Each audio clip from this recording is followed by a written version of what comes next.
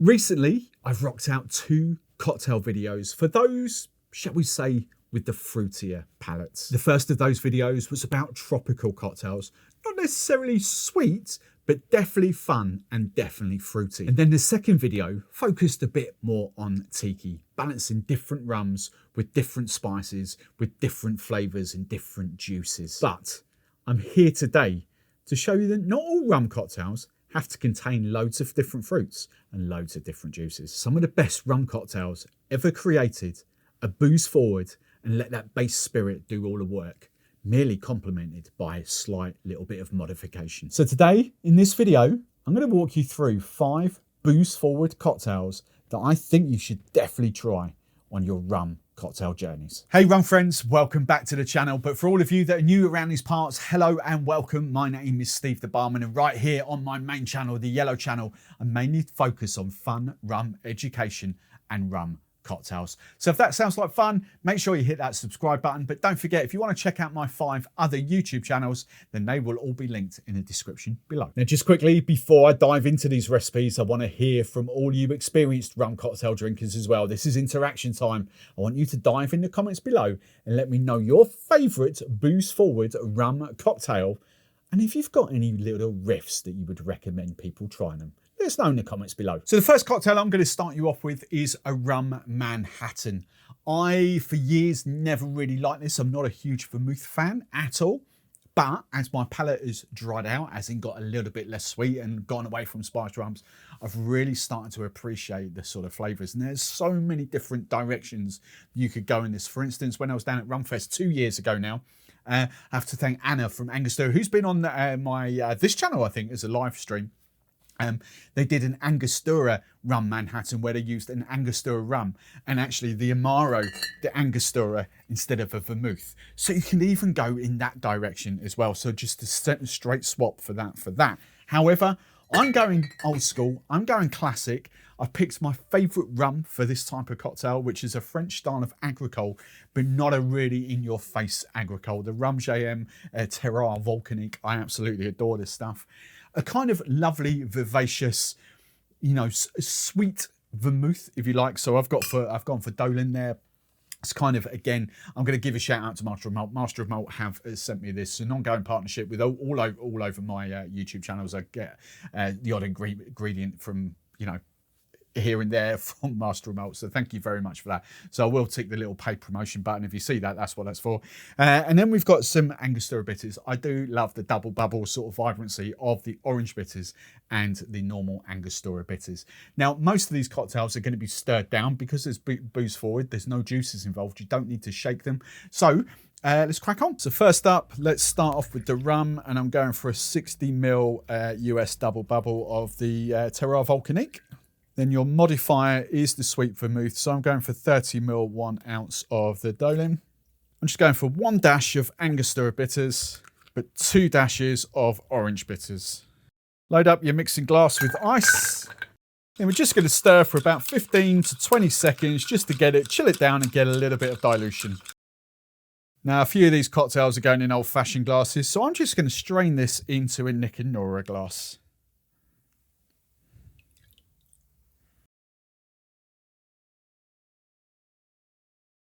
And then just garnish with a maraschino cherry.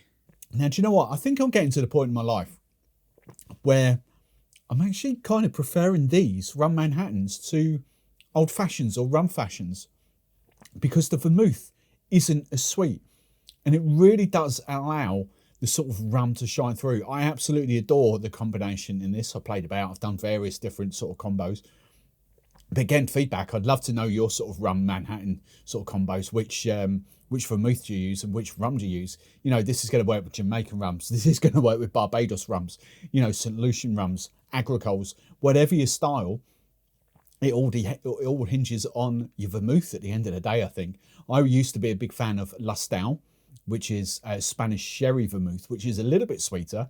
But again, I've now tailored that back because my palate has dried out a little bit. So big fan of that. Let me know your Rum Manhattans in the comments below.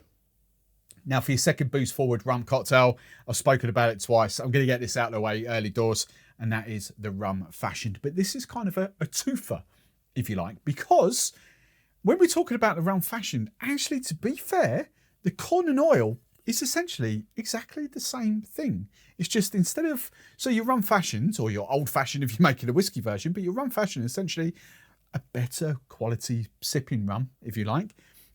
Your sugar is your modifier, and again, you could go down the routes of various different flavoured sugar syrups and all that kind of stuff as well. And then your Angostura bitters. Now, again, I actually, if I've got it here, I'm a big fan of swapping out the Angostura bitters for chocolate or cacao bitters. And if you can see down there, I've actually got about, I think it's getting on towards about 50 different bottles of bitters down there. So they're great to have in your armoury as well. So, you know, another big fans of these, coffee, a Cafe Madras, like a coffee bitters would riff that up, especially if you've got like a Demerara rum maybe. The coffee bitters will work exceptionally well there. Orange bitters, banana bitters, if you really want Jamaican rum with banana bitters, you could go off in so many different tangents with your Rum Fashioned. But the corn and oil, essentially, is exactly the same thing. You're just swapping in your Falernum. You probably, you know, a lot of people do use bitters in their Angostura bitters in a corn and oil. And traditionally, you would use a Barbados rum for a corn and oil. But, you know, experimentation is all about doing different things. I actually really do love a corn and oil with a Jamaican funky rum. But hey, that might be just be me. But, you know, it's literally spirit, modifier, bitters. That's all a Rum Fashioned is. So again, in your mixing glass, we're going for 60ml double bubble, 2 ounces of your rum of choice. Now the sugar for me is a big one. Openly and honestly, probably even up to 5-6 years ago, I was putting 15-20ml of sugar into my Rum Fashions, into my Old Fashions. These days, I really don't. 5ml is enough for me, and which is a bar spoon. But you do you. It's a lot easier to sweeten a cocktail up than it is to sort of bring it back down. So start off with 5ml. If you need another bar spoon, do another one. Then you've got 10ml. But for this, just one 5ml bar spoon. There we go, of your sugar syrup. Then I'm just going to go one lovely pipette of chocolate bitters. Load up your mixing glass with, again, plenty of ice. Stir down for 10, 15, heck, even 30 seconds if you want a bit more dilution. Now, this is where you can get all fancy with your balls of ice. So we're just going to pop that into our double old-fashioned glass. And then strain the cocktail over the top.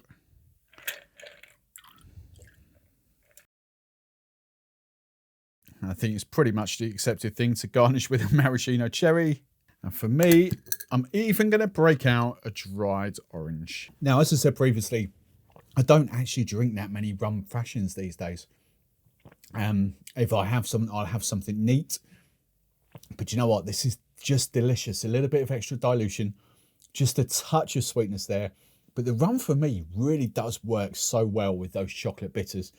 It's absolutely delicious. Just so simple. And if it's not sweet enough, if it's still a little bit too feisty for you, as I said, just add another bar spoon of sugar to make 10ml, or maybe even up to 15ml. But it's a classic for a reason. It just works so well, and it's a blank canvas for you to play about with whatever syrups, whatever rums, whatever bitters you so choose. Now, the third booze forward cocktail, I don't think I could do this video without including the tea punch, which is generically pretty much only for Agricole French styles of rum. You could try it. There's no laws to say that you can't. You could try it with your normal sort of white rums. But I would actually, do you know what? The flavour profile, Clarins, the Mexican rums, the Chirandas that are coming out now, and all those kind of things. There is some phenomenal, really grassy, really funky rums coming out there. So don't think it is just for Agricole rums. But I probably wouldn't put a Cuban rum in there, or a Dominican rum, or a Barbados rum, or anything like that. You want something with a little bit of bite, a little bit of character. So essentially 3 ingredients, making a glass. You've got your Agricole rum of choice, or as I say, you know, your Paranubes from Mexico, your Clarins, you're from Haiti, whatever you fancy kind of going in there. Plain sugar, you could use like a powdered sugar if you want, granulated sugar, but I'm just going for a sugar syrup.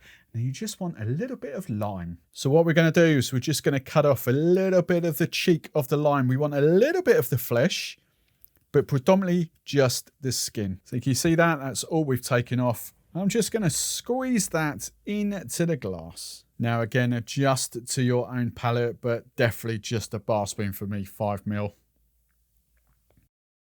Then I'm going for a 60 ml double bubble of this Nissan White Agricole rum, which is absolutely phenomenal.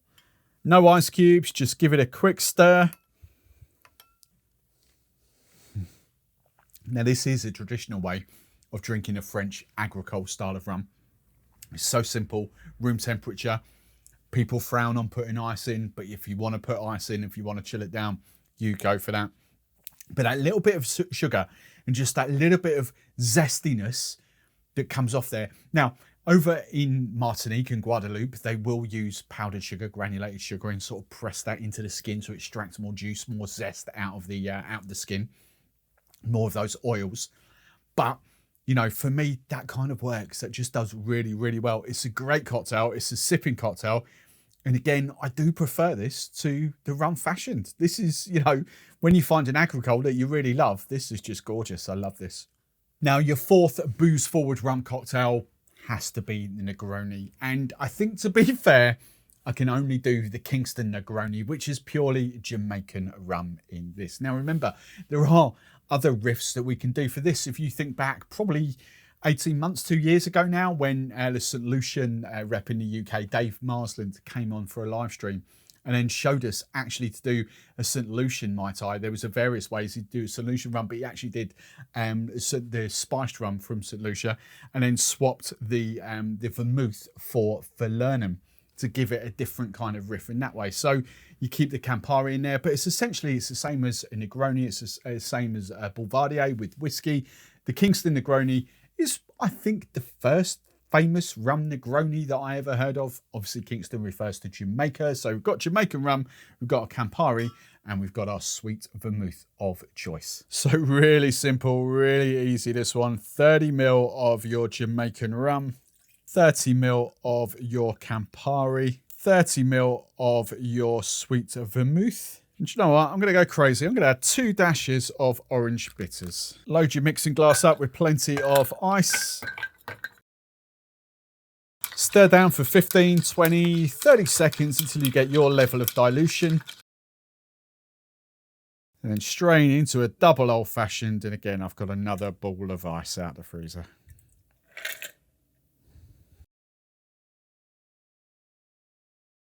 And if ever a cocktail wanted a dried orange for a garnish, it was this one.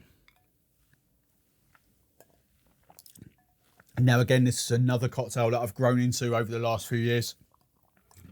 Probably a bit longer than 5 years ago, but 7, 8 years ago, I was not a Campari fan. Campari was just way too bitter for me. But as you get older, as your palate sort of mellows, you know, you crave more of that sort of bitter sweet thing, less sweetness in your life. You know, you stop taking like 2 or 3 sugars in your coffee and you end up taking no sugars in your coffee. Campari for me with the vermouth just works so well with that Jamaican rum. You get that sort of that ripe banana-iness, and banana-iness really works well in this cocktail. Honestly, I appreciate Campari is not for probably the younger palate, or you know, it's going to get to a point where you will start to appreciate it a bit more. I completely understand that. I get it. But Negroni is honestly a really, really good cocktail.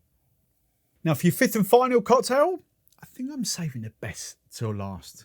And this is the El Presidente. Now, this might not look anything like an El Presidente, but in the sort of weeks previous to shooting this video, obviously playing about with this, I did need to restock my favourite Cuban white rum, which is obviously where this cocktail was invented. It's a Cuban rum. But I did, so I didn't have any of Ron Cube at the moment. So I started playing around. And do you know what? I actually settled on this. Now, I know this won't be available in the US. I completely get it. My second pick, to be brutally honest, with the Chairman's Reserve, and actually the Diplo Planas worked really, really well. Even though I've got the Santa Teresa Claro behind there as well, works really, really well. But I genuinely loved the Jamaican bite of this. Remember, this is an unaged Jamaican, an unaged Martinique with a 4-year-old Jamaican in there as well. I really like that sort of layer profile in this cocktail. Remember, this still gives me those light, clean, column still vibes that a Cuban rum does, but it does give me a little bit of depth of flavour as well. And I'm not saying Cuban rums don't have flavour, it's just I really like this. So we've got the rum, White Vermouth. Again, Master of Malt have sent me this. It was a brand that I've looked at. I've done a tasting with these guys down in London when they were there, and I really love what they were about. They're a UK brand of English vermouth, essentially. And this is a cracking dry vermouth. Absolutely delicious. Pierre Ferrand dry orange curacao, and then the recipe calls for grenadine. As I've said previously quite a few times on other channels, I use Monin's pomegranate syrup as my grenadine. So we'll start off with the rum, 45 ml, 1.5 ounces. Remember, originally Cuban, but I'm going for the Boutique Rum Company signature number 1. 22.5 ml, 3/4 of an ounce of your dry vermouth. And 7.5 ml, swap jiggers to be super accurate, of your Pierre Ferrand dry orange curacao. And then the recipe is 2 dashes of grenadine. So I'm just going for about half a bar spoon. Load up your mixing glass with plenty of ice. Then again, stir down 15, 20, 30 seconds till you get your level of dilution. Then we strain into a little diddy coupe glass.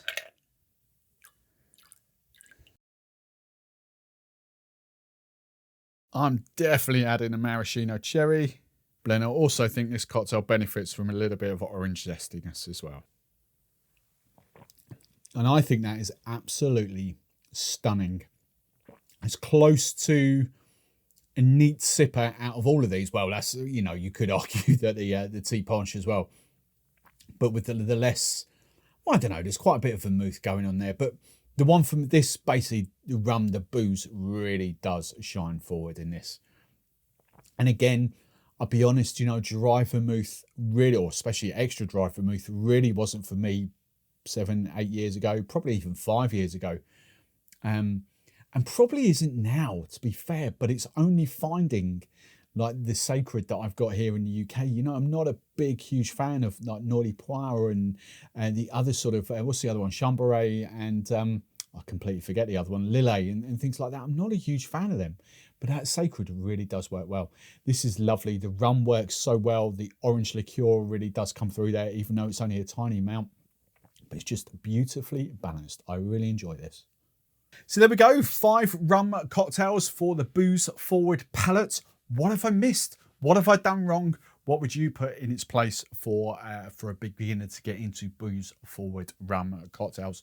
What riffs have you got? You know, I'm a big one of swapping like nectarine and apricot in for my orange liqueur. Would that have worked in the El Presidente? Who knows? Maybe that's another experiment. But I hope you enjoyed that. Let me know your thoughts in the comments below, and I'll see you in the next one. Oh, not that one. Which one are we going for? Let's go for the tea punch. Cheers.